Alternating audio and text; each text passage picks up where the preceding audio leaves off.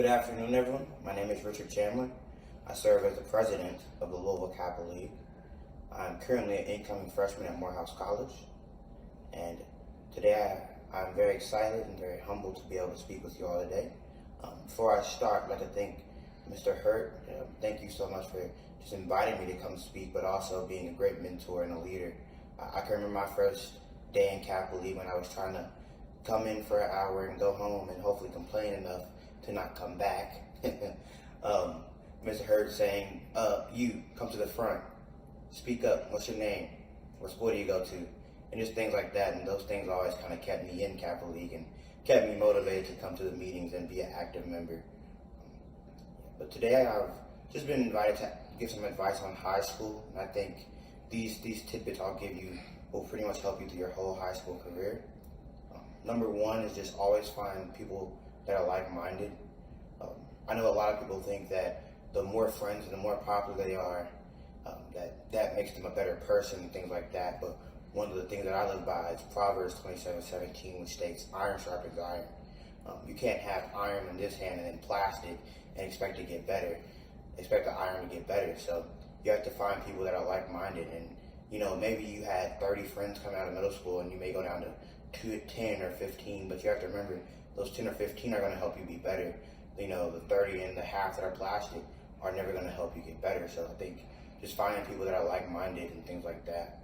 Another thing I would say is be yourself. I know it's kind of cliche and you're hearing that from your parents and your peers and all that, but really be yourself and try to find who you are.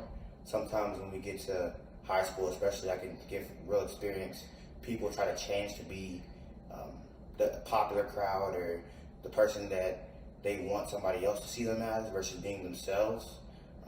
What people come to realize is when you change and when you're one person the next day and somebody else the other, it kind of disrupts people's perception of you, and it kind of is upsetting. Like there may be somebody which really wants to be one of your friends, but they really don't know what's going on with you.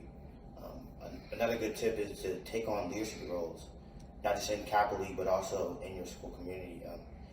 Lead a club or start a club or things like that, and make sure you're always involved. The more involved you are, the more you can have your name out there. So when it comes time for recommendations or scholarships or things like that, people are willing to say, that Kappa Leaguer, that kid right there, yeah, he's great.